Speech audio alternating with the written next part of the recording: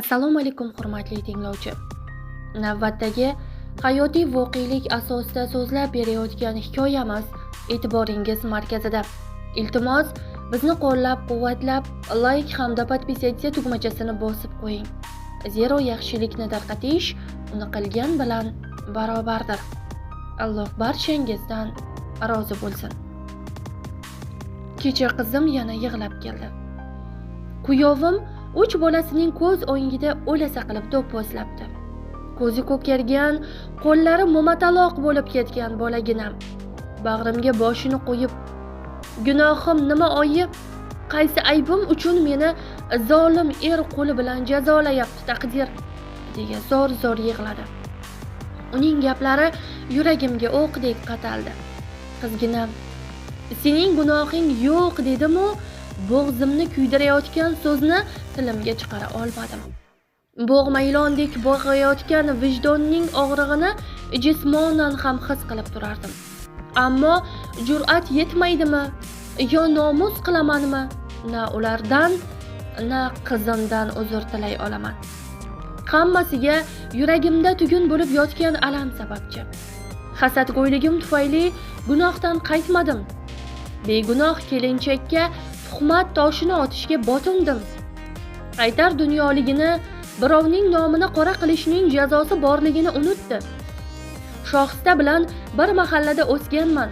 Qolaversa, sinfdosh bo'lganmiz. Bolaligimdan onam nuqul meni u bilan solishtirardi. Keyin maktabda o'qituvchilar hali orastaligini, hali odobini, hali a'lochiligini aytib, namuna qilib ko'rsatardi. Shohistani qara, har tong quyosh chiqmasdan ko'cha-ko'yga suv sepadi. Sening qo'lingda esa supurgi ham turmaydi. Shohista o'rgangan fanni nega sen o'zlashtira olmaysan? Har kuni uyiga chiqib, dugonangdan o'rgansang bo'lmaydimi? Shohista chevarga shogird tushibdi. Biram chiroyli ko'ylaklar tikyapti ekan. Bular mening ko'zimni ochmagan, qasdma-qasd ish qilish ishtiyoqini paydo qilgan xolos. Nimaiki qilsam, shu qizdan o'zay, hammaning og'zini yopay deya qilardim. Aksiga olib, hech omadim kulmasdi. Atrofdagilar esa bizni solishtirishgan edi. Bora-bora uni ko'rishga ko'zim bo'lmay qoldi. U uchun chin, men uchun soxta bo'lgan do'stligimiz shu tariqa yakun topdi. U bir urinishda yo'q talaba bo'ldi. Men esa naq 3 yil harakat qilib natijaga erishdim. Eng yomoni esa ko'ngil qo'ygan yigitimning unga mehri tushgani bo'ldi.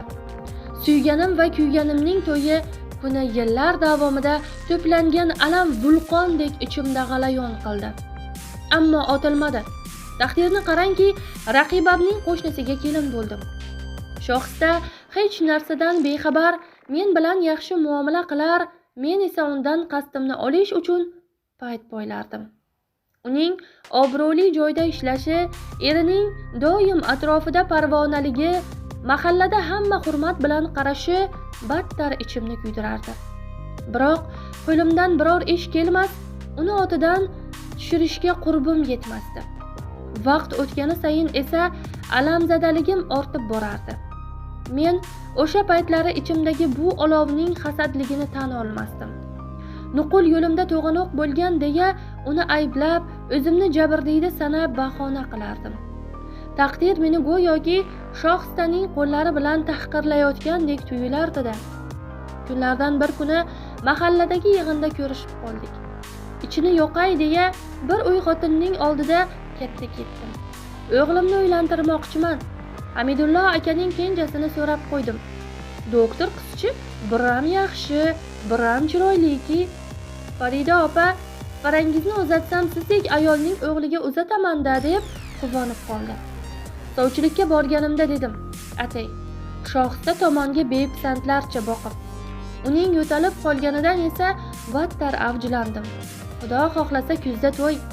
Shohistaning rangi bo'zdek oqarib ketdi. Mening yuzimga esa qizillik yugurdi. Mana, uning ham ichi yonyapti.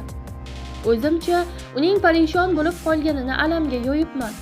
Bir oydan keyin esa tarvuzim qo'ltig'imdan tushdi. Mahallada shohistaning o'g'li Habibning Farangizda ko'ngli borligi, ularni tez kunlarda unashtirilishi haqida gap tarqadi. Voy, opa, eshitdingizmi? Siz og'iz solgan Farangizni Shohista opa kelin qilayotgan ekan. Shum xabarni yetkazdi qo'shnim Zulxumor. Voy, dedim. Uyatga qolganimdan tanam muzlab. Qanaqasi gap? Axir men deya indamay qoldim. Shohista keliningni u bu joyga olib borib ko'rdingmi deya gap olish maqsadida so'z ochdim bir kuni. Ha, o'zi ham shifokor-ku, ko'p narsani tushunadi, biladi. Sog'liqlari joyida, nimagadir bo'lmayapti-da. Mayli, o'z vaqt soati bordir, dedi Shohista xotirjamlik bilan. Xafa bo'lma-ku-ya, ammo senga ichim achiganidan aytayapman. Anu ammasi bor-ku, Farangizning maktabda bizdan keyin o'qigan. O'sha ham tug'magan. Bularning qonida bor tug'maslik deya men ham olovga yog' sepmoqchi bo'ldim. Yo'q-a, qo'y, yaxshi niyat qilaylik, Xudo berib qolar. Shundoq yaxshi qiz. Farangiz buning ustiga o'g'lim ikkisining bir-biriga muhabbatlari yuksak deya pinagini buzmadi Shohista. O'shanda yolg'on gapirganimni, qizini so'rab borganimda Farida opaning yo'q deganini odamlar bilib qolmasa edi deya bir dardim ikki bo'ldi. Xullas, charsillab yonayotgan kuyov kelinni dast ko'tarib atrofida aylantirayotgan gulxanning tafti mening ichimdagi olovning alangasi oldida cho'g'dek edi. Endi ko'nglimga shum niyat oraladi. Har kuni uzun sochlarini bir o'rim qilib o'rgan chiroyli kelinchak darvoza oldini supurishga chiqqanida qo'ni-qo'shnilar qo'li biram yengilki Shohistani kelining deya maqtaganida shum niyatim bosh ko'tarardi. Yashirib nima qildim? Issiq sovuq ham kelinchakka gap o'rgatish ham, qaynonasiga yomonlash ham ish bermadi. Faqat bir ilinj bor edi. Farangizning hech bo'yida bo'lmayotgandi. Endi kunlarim qachon tug'mas kelinni uyiga haydab yuborisharkan degan o'yda eshik poylash bilan o'tardi.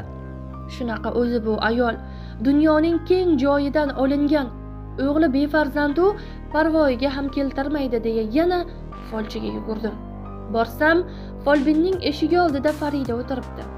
Salom alikdan so'ng bu qulay imkonni qo'ldan boy bermaslik uchun Faridaga hamdardlik ohangida gap boshladim. Qiz bolaning ishi qiyin ekan Farida. Shular borgan joyda tinib, tinchib ketsin deya to'rt tomonga yugurar ekan onaizorlar. Shohistani har ko'rganimda o'zimning qizim ko'z oldimga keladi. Nahot unga ham qaynonasi shunaqa munosabatda bo'lsa-ya deb qo'rqib ketaman. Faridaning hayrat bilan menga qarab turganidan foydalanib, yolg'on gapirishdan o'zimni to'xtata olmadim. Tug'mas deya haqoratlashlariga chidab yashayapti qizingiz. O'zi ham juda sabrli qilib tarbiyalagan ekan-sizda, dedim eng nozik nuqtasiga zarba berib. O'qim foyda berdi. Farida Farangiz uchun folbinga kelganini aytib yig'lab qoldi. Ammo kun o'tsa hamki na kelinlik uyidagilar Farangizning javobini berishar, na ota-onasi kelib qizini olib ketardi. Oradan 4 yil o'tgach, Habib ikkalasini Rossiyaga ishlashga, shu maqsadda havo almashtirishsa, farzandli bo'lishar degan umidda jo'natadigan bo'lishdi. Oldin Habib ketdi. Keyin ayollar uchun ish bor deya mahallamizdagi xorijda ishlovchilardan biri aytib qolgandi. Men ham Shohista bilan jo'nayman deb turib oldim. Oldinlari ham xorijda ishlab kelib yurganim uchun erim qarshilik qilmadi. O'g'lim, oyi, nima qilasiz? Yoshingiz ham 50 ga borib qoldi desa ham vaqtimdan qaytmadim. Shohista, kelinim sen bilan bo'lsa, ko'nglim ham xotirjam yuraman deya xursand bo'lgani-ku, aytmasam ham bo'lar. Rossiyaga yetib borgach, omadim kelganiga amin bo'ldim. Biz ayollar jamoasida ishlardik. Faqat bittagina haydovchimiz bor edi. Farangiz kun bo'yi ko'z o'ngimda edi. Endi unga qarshi rejalar tuza boshladim. Oxiri jamoamiz boshlig'iga pul berdim-da, Farangizning ustidan tuhmat yog'dirdim. Tez orada u haqida haydovchi bilan don olishadi degan gaplar tarqaldi. Yana bir kun haydovchining telefonini tushlik payti yashirincha olib qo'ydim-da, kechasi boshlig'imiz bilan birga tinimsiz Farangizning qo'l telefoniga xabarlar jo'natib qo'ng'iroq qildik. Oxir oqibat ertalab Farangiz yig'lab qo'ng'iroq qildi. Xola, erim haydayapti. O'zing ham boring ham kerakmassan deyapti. Endi orzuyim o'shalda homiladorman deganimda-ya deb hiqillab yig'lardi sho'rlik. Men uning homiladorligidan bexabar edim. Tuhmatim natija berganidan bir tomonda xursand bo'lsam, bir tomonda Farangizning ko'z yoshlarini yuragimni o'rtardi. Biroq endi ortga yo'l yo'q edi. Qo'shniligimiz yuzasidan Habib bilan bir-ikki gaplashmoqchi bo'lib ko'rdim, biroq u eshitishni ham istamadi. Nima gapligini so'rab qo'ng'iroq qilgan shoxstaga ham haydovchi bilan bog'liq uydirmani aytib berdim. Tilini tishlab qoldi u ham. Bir hafta bag'rini yerga berib yig'lab yotgan Farangizga otasi pul jo'natib uyiga qaytarib oldi. Men ham 2 oycha ishlab oyog'im og'rigach uyga qaytdim. Mana o'sha voqeadan 5 oy o'tdi hamki Farangiz ota uyida. Habib esa Rossiyadan kelmayapti. Qishloqda hamma xotini bir rus bilan yurib ketibdi deya, ustimdan kuladi deya nomusning zo'ridan qayta olmayapti. Shoxsta sho'rlik yig'lab oldimga chiqadi. Yolg'iz guvoh sizsiz, to'g'risini ayting deya Farida ham zo'rlanib keladi. Farangiz tuppa-tuzuk yurgandi degan gapdan boshqa so'z ayta olmayman. Shu kunlarda ko'zi yorishi kerak bo'lgan kelinchak bolasi tug'ilgach oilasiga qaytishga umid qilib yashayapti. Vijdon azobi eng dahshatli og'riq ekan. Uning davosi tavba va kechirim so'rash. Tavba deya ichimda gunohimdan o'tishini Yaratgandan so'rasam-da, yonimdagi qo'shnimdan uzr so'ray olmayapman. Yarim kechasi uyg'onib ketaman-da, tong otsa hammasini shoxstaga aytaman deya o'zimga so'z beraman. Ammo ertalab yana bu niyatimdan qaytaman. Axir nima degan odam bo'laman? Hali kelin tushirib, yana bir qizimni uzatishim kerak. Tuhmatchi hasadgo'yligimni bilganlar men bilan quda bo'larmidi? Xullas, yuragim yonib, vijdon azobida qovurilib sizga bo'lib o'tgan voqeani yozyapman. Siz muxlislaringizga havola qiling iltimos. Balkim o'qib qolishar. Yana mendek alamzadalar to'g'ri xulosa chiqarishar.